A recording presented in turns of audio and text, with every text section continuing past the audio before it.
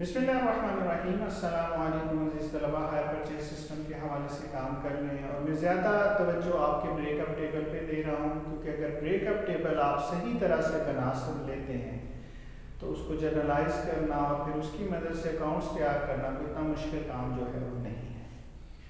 अब बाज़ औक़ात हमें एक और प्रॉब्लम का सामना करना पड़ता है और वो ये होती है कि हमें वो कैश प्राइस नहीं देता, और कैश प्राइस के साथ साथ वो बाज़ औक़ात हमें इंस्टॉलमेंट्स की डिटेल भी नहीं देता। हमने जो लास्ट सीखा था टेबल, उसमें सूरत हाल ये थी कि हमें कैश प्राइस नहीं बताती, लेकिन हम हर पीरियड के एंड पे जो इंस्टॉलमेंट पे कर रहे थे वो हमें गिवन थी, तो उसकी मदद से हमने इंटरेस्ट की कैलकुलेशन की थी और कैश प्राइस की कैलकुलेशन की थी। अब हमें यहाँ पर दो तरह की प्रॉब्लम्स का सामना है। एक तो हमें कैश प्राइस मालूम नहीं है, और दूसरी सूरत हाल ये है कि हर पीरियड के एंड पे हम कितनी इंस्टॉलमेंट पे कर रहे हैं वो हमें गिवन नहीं है। तो न्यूमेरिकल सॉल्व करते हैं। न्यूमेरिकल सॉल्व करने से पहले अगर आप इस चैनल पर नए हैं तो चैनल को सब्सक्राइब कर दें, बेल आइकन को प्रेस कर दें ताकि नई आने वाली वीडियोस के नोटिफिकेशन आपको मिलते रहे। न्यूमेरिकल आपकी स्क्रीन पे आपको नजर आ रहा होगा, लिखा हुआ है कि on 1st January 1991 Xlimited purchases a car from Y Limited on hire purchase system, the cash price of which was paid rupees 12,000 down। अब जो डाटा हमें गिवन है उसको जरा लिख लेते हैं। वो कहते हैं कैश प्राइस में से जो आप डाउन पेमेंट करें, यहाँ उसने कैश प्राइस नहीं दी, उसने डाउन पेमेंट हमें बताई है कि डाउन पेमेंट जो हम कर रहे हैं वो 12,000 रुपीज है, and balance in 3 equal installments together with interest at 10% per annum। अभी हमने सेकंड ब्रेकअप टेबल देखा था जिसमें हमें टुगेदर विद इंटरेस्ट, इसका मतलब ये है कि जो प्रिंसिपल अमाउंट है वो आपको गिवन होनी चाहिए। अब जब आपको प्रिंसिपल अमाउंट गिवन है तो उसमें आप इंटरेस्ट शामिल करते हैं, ज़ाहिर पहले आपको कैश प्राइस भी पता होना चाहिए, तो कैश प्राइस भी अभी तक हमें नहीं मालूम है, और जो प्रिंसिपल इंस्टॉलमेंट की अमाउंट है वो भी हमें मालूम नहीं है। अगर वो मालूम हो जाए तो उसमें जितना इंटरेस्ट बनेगा वो हमें प्लस करना है, ये प्लस और टुगेदर विद इंटरेस्ट वाली सिचुएशन बनती है, और फिर हम टोटल इंस्टॉलमेंट जो है वो मालूम कर लेंगे।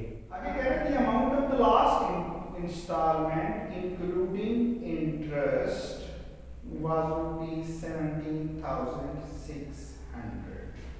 अब उसने हमें सिर्फ लास्ट इंस्टॉलमेंट, सिर्फ एक इंस्टॉलमेंट की वैल्यू हमें पता है, और वो कह रहा है कि ये लास्ट इंस्टॉलमेंट आपने पे की है ये 17,600 की है।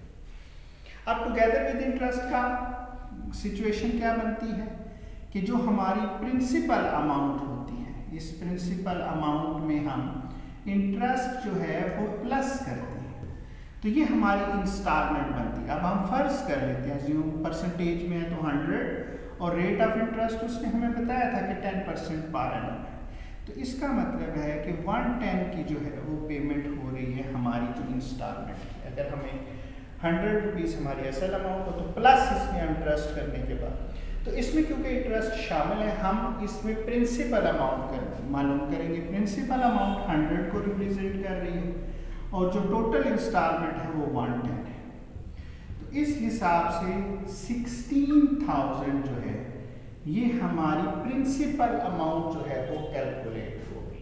अब हम कैश प्राइस मालूम करने के काम करते हैं। डाउन पेमेंट हमें दी गई 12,000, और जो इंस्टॉलमेंट है हम पे कर रहे हैं वो लास्ट से हमें पता चल गया, उसकी प्रिंसिपल अमाउंट हमने कैलकुलेट कर लिया, तो प्रिंसिपल अमाउंट जो है वो 16,000 है, और उसके ऊपर मेंशन किया था कि हम 3 इक्वल इंस्टॉलमेंट्स के साथ पे करें, तो इसका मतलब हर इंस्टॉलमेंट की प्रिंसिपल अमाउंट जो है वो 16,000 रुपये, और हम 3 इंस्टॉलमेंट्स पे कर रहे हैं, तो 48,000 जो है वो हम इंस्टॉलमेंट की सूरत में पे करेंगे, तो 48 प्लस 12 तो 60,000 जो है ये हमारी कैश प्राइस जो है वो कैलकुलेट हो गई। तो कैश प्राइस जो है वो हमने मालूम कर ली। अब इसकी मदद से हम अपना ब्रेकअप टेबल तैयार कर लेंगे। इस डाटा की मदद से हम बड़ी आसानी से अपनी जो है वो ब्रेकअप टेबल तैयार कर लेंगे।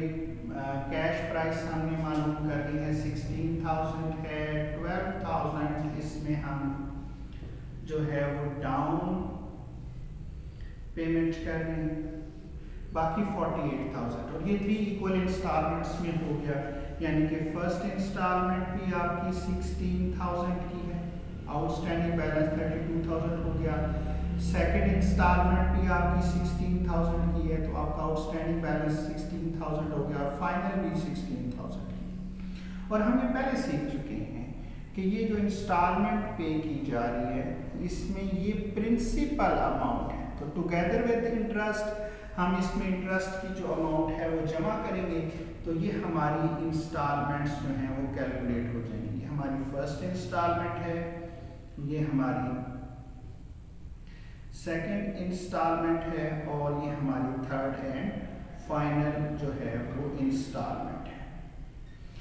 अब हम आउटस्टैंडिंग बैलेंस पे हमें रेट ऑफ इंटरेस्ट का पता है 48,000 है, इसका हम 10% देंगे तो ये 4,800, तो 16 प्लस या टुगेदर विद इंटरेस्ट में तो ये 20,800 हो गया। यहाँ आउटस्टैंडिंग बैलेंस 32,000 है और इसका 10% आपने कैलकुलेट कर लिया तो 3,200, 16 प्लस 3 तो ये 19,200 की इंस्टॉलमेंट हो गई और the final one 16,000 outstanding balance है, इस पर 10% 1,600 हमारा इंटरेस्ट आ गया तो आखिरी इंस्टॉलमेंट हमारी 17,600 की थी जो उसने हमें बताई हुई थी और इसी की मदद से हमें प्रिंसिपल अमाउंट जो है वो मालूम की थी। डाउन पेमेंट में हमें पता है कि इंटरेस्ट नहीं होता और ये टोटल जो है वो असल रकम को पे जो है वो मेंशन करती है।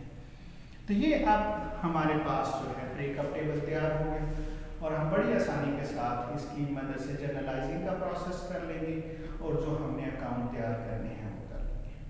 तो उम्मीद है कि अगर किसी न्यूमेरिकल में आपको कैश प्राइस ना दी गई हो और इंस्टॉलमेंट की डिटेल भी ना दी गई हो बल्कि सिर्फ एक इंस्टॉलमेंट दी गई हो तो उसकी मदद से भी आप कैश प्राइस जो है वो मालूम कर सकते हैं।